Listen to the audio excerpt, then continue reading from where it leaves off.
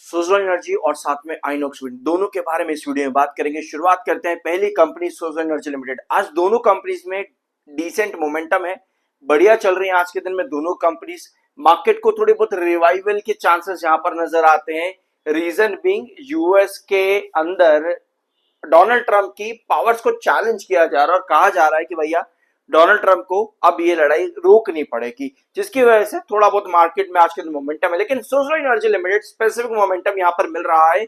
JM financial कहते हैं कि यहां पर अपसाइड पोटेंशियल दिखेगा 17% का। आखिर सुज़लोन एनर्जी लिमिटेड ने क्या कर दिया ऐसा कि जेएम फाइनेंशियल 17% अचानक से लेकर के आ गया अपसाइड पोटेंशियल। ऑल तो आपको पता है एक चीज कि मार्केट एक्सपर्ट्स भैया बुलिश रहते हैं यहां पर हमेशा, फिर चाहे तेजी आए या गिरावट। और ज्यादातर जब भी मार्केट एक्सपर्ट से बड़े टारगेट्स दिए हैं, शेयर में उल्टी गिरावट देखने को मिली है। लेकिन आज कंपनी में कुछ स्पेसिफिकली अच्छा है। हम लोगों ने ये चीज कल के दिन डिस्कस करी थी कि कंपनी अपना नया बिजनेस प्लान लेकर के आ रही है। फाइनेंशियल 31 तक कंपनी का एम्बिशन है सोलर एनर्जी और बैटरी एनर्जी को भी खड़ा करने का। Apart from just wind energy, company अब सोलर और बैटरी पर भी काम करना चाहती है। 10 गीगावाट सेल्स लेकर के जाना चाहती है कंपनी फाइनेंशियल 31 तक। 15 गीगावाट कंपनी अपनी ऑर्डर बुक चाहती है। 70 गीगावाट एयूएम के साथ कंपनी काम करना चाहती है, जहां पे 40% कंपनी बिजनेस लेकर के आती है अपना विंड मार्केट से ही। तो भैया बड़ा परसेंटेज है ये कंपनी का। लेकिन अब सुज़लोन एनर्जी लिमिटेड के अंदर क्या ये खबर भी अच्छी हो जाती है? आइनॉक्स विंड क्या कर रहा है? आइनॉक्स विंड स्टंबल में be setting the stage for a strategic transition.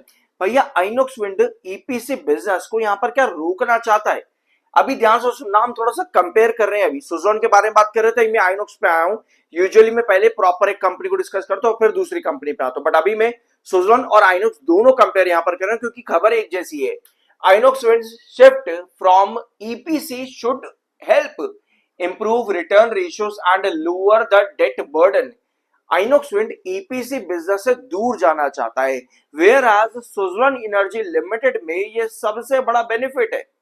ठीक है, ईपीसी बिजनेस में सुज़लोन एनर्जी के लिए सबसे बड़ा बेनिफिट है। यहां पर आप देख सकते हो सबसे ज्यादा फाइनेंशियल 28 से जो एक्सपेक्टेशन है कंपनी से जेएम फाइनेंशियल की, वो है 65 रुपीज पे।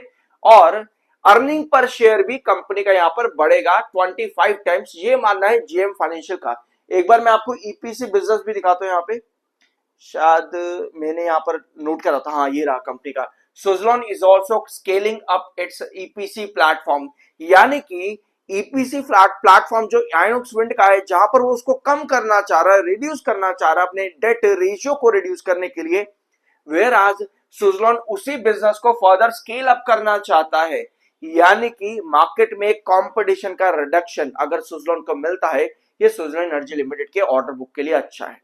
ठीक है, ये पॉइंट आपके पास हो जाता है जो मैंने अभी कंपैरिजन करना चाहा आइनॉक्स विंड और सुज़लोन के बीच में। होप ये चीज आपको यहां पर समझ में आई होगी। तो एक प्यारा सा छोटा सा सब्सक्राइब जरूर करना, आपकी मेहनत ज्यादा नहीं लगती सब्सक्राइब करने में, लेकिन मेरी पूरी कोशिश रहती है कि हर अपडेट को आपको तरीके से बताऊं। ऑलराइट, सो जेएम फाइनेंशियल यहां पर 65 रुपीज का टारगेट दे रहे हैं सुज़लोन में। ईपीसी प्लेटफॉर्म कंपनी और स्केल अप करना चाहती है। Asset management business and focus में AUM more than 4 fold 70 gigawatt तक कंपनी लेकर के जाना चाहती है 15.7 गीगावाट से। तो कंपनी के प्लान जो है वो काफी बढ़ रहे हैं।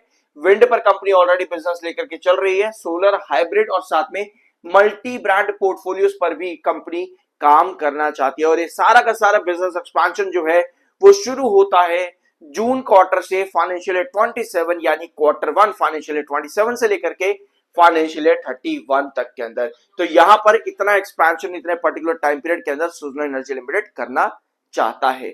ऑलराइट, अब एक चीज मैं आपको और बताता हूं, आपके दिमाग में जरूर ये सवाल उठेगा कि भाई अगर सुज़लोन इतना कुछ कर रहा है तो यार ये 100 रुपए क्यों नहीं क्रॉस करता? ये बता मेरे को। 100 रुपए चले जाना चाहिए, अब तक तो 150 200 हो जाना चाहिए। मार्केट वैल्यूएशंस के अकॉर्डिंग काम करता है कोई भी कंपनी। मैं सुज़लोन एनर्जी लिमिटेड का आपको यहां पर, वैसे मैं ये वाला पॉइंट लेने नहीं वाला था, लेकिन क्योंकि यार क्या होता है ना, जब एक इन्वेस्टर सुनता है कि भैया अबे इतना पॉजिटिव हो रहा है, तो भैया अब तक तो 100 150 हो जाना चाहिए था। इन्वेस्टर के दिमाग में ये चीजें चलने लग जाती है। जबकि मार्केट में कोई भी स्टॉक अपनी वैल्यूएशंस के अकॉर्डिंग काम करता है। कंपनी का बिजनेस किस तरीके से ग्रो करेगा, स्टॉक भी उस तरीके से टारगेट्स देता है।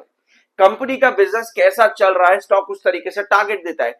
जब तक कंपनी बढ़िया बिजनेस कैरी करती रहेगी, अपना रिवेन्यू ग्रोथ एनुअल बेसिस पर बढ़ाती चली जाएगी, तब तक स्टॉक भी आपका बढ़िया राइज करेगा। लेकिन जब कंपनी का एनुअल ग्रोथ थोड़ा सा भी गिरेगा यहां पर, तो आपको स्टॉक पर करेक्शन भी देखने को मिलती है। तो ये मार्केट की वैल्यूएशन का कंट्रोल है, दैट्स इट। इसको कई लोग ऑपरेटर गेम कह देते हैं, जो कि भैया वही चीज है कि अगर कुछ हमको जिंदगी में नहीं आता ना, तो सीधा कह दो भैया ऑपरेटर गेम हो गया है। अपार्ट फ्रॉम दिस, सुजलॉन में करेक्शन के पीछे के रीजन यहाँ पर पूरे रिन्यूएबल एनर्जी सेक्टर में, जैसे वार एनर्जीज में आपको बड़े लेवल से करेक्शन देखने को मिली। आपके पास बहुत सी कंपनी रिन्यूएबल एनर्जी सेक्टर में, इरेडा में भी आपको बड़ी करेक्शन देखने को मिली अक्टूबर 2025 में। रीजन था आपके CIRC के नॉर्म्स और जो नए रूल्स और रेगुलेशन आए थे, ठीक है। को तो कहीं ना कहीं मार्केट में सेक्टर किस तरह से परफॉर्म करेगा, वो उसका पीछे का बैक एंड डिसाइड करता है कि वहां से किस तरह के परफॉर्मेंस के चांसेस हमको मिल रहे हैं। CIRC ने नए रूल्स एंड रेगुलेशन निकाले, तो उसका इंपैक्ट पूरे रिन्यूएबल एनर्जी सेक्टर के ऊपर पड़ा। तो इस तरीके से आपकी वैल्यूएशन जो है कंट्रोल होती है। आप कभी ये नहीं कह सकते कि अगर कंपनी में कोई बिजनेस एक्सपेंशन की अपडेट आई है आज के दिन में, तो इसको सीधा रैली करना चाहिए, ये कभी नहीं कह सकते। कंपनी का बिजनेस अगर एक्सपेंशन की बात चल रही है, तो इन लॉन्ग रन कंपनी उस बिजनेस को जिस तरह से ग्रो करेगी, उस तरीके से आपको रैली दिखेगी। जैसे सुजलॉन एनर्जी लिमिटेड ने पास्ट में ये काम किया है, कितने लोअर लेवल से कंपनी उठी, -2%, -1% से उठते उठते कंपनी बड़ी है ना, और चार्ट पर वो रैली आपको मिली भी है।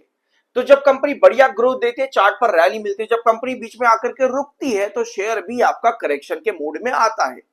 तो ये मार्केट का गेम है। आप कभी ये नहीं एंटिसिपेट कर सकते भैया जिंदगी भर भागेगा, ये नहीं होता है मार्केट के अंदर। मैं ये पॉइंट्स आपको इसलिए नहीं बता रहा कि भाई मैं डीग्रेड कर रहा हूँ सुजलॉन को, या बहुत ज्यादा मैं आपको बता रहा हूँ कि खराब हो गया ऐसा वैसा, या इससे पहले आपको लगा हो कि मैं बहुत ज्यादा बड़ाई कर रहा हूँ।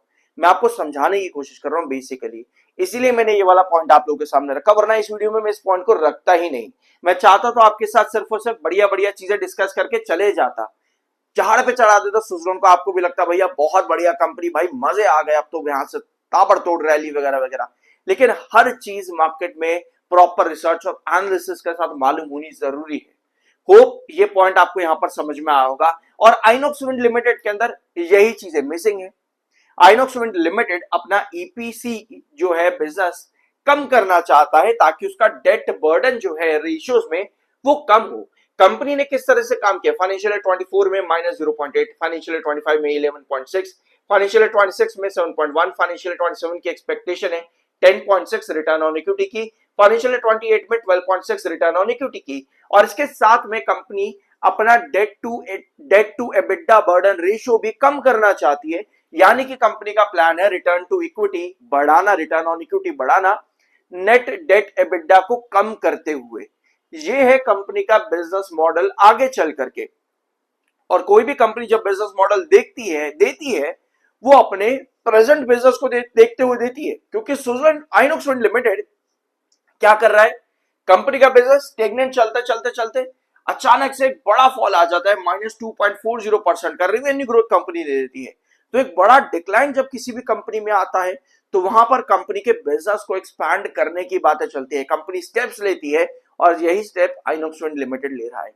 तो ये आइनॉक्स विंड लिमिटेड के लिए एक अच्छी अपॉर्चुनिटीज बन सकती है आगे जाकर के।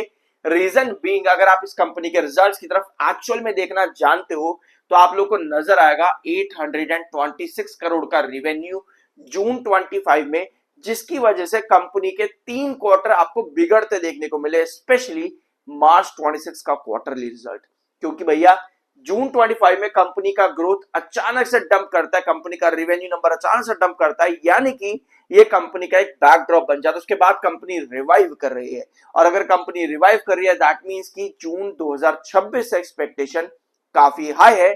और इन्हीं एक्सपेक्टेशन को देखते हुए अब आइनॉक्स विंड लिमिटेड के अंदर आते हैं मार्केट एक्सपर्ट्स ICICI सिक्योरिटीज, जो कि आज के 3 तारीख कल थी, कल के दिन अपनी रिपोर्ट लेकर के आते हैं, बाइंग की रेटिंग देते हैं आइनॉक्स विंड लिमिटेड में, टारगेट रखते हैं 120 रुपीज का।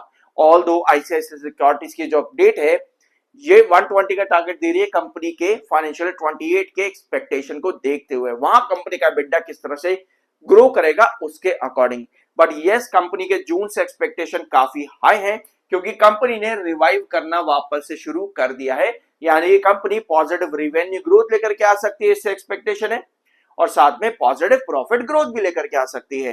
तो एक्सपेक्टेशन काफी ज्यादा हाई रहेंगी जून क्वार्टर से आइनॉक्स विंड लिमिटेड में। इस वीडियो में कुछ नया जानने और कुछ अच्छा सीखने को मिला हो तो एक प्यारा सा सब्सक्राइब जरूर करके जाना। I am NISM 7 certified. मिलता अगले वीडियो में।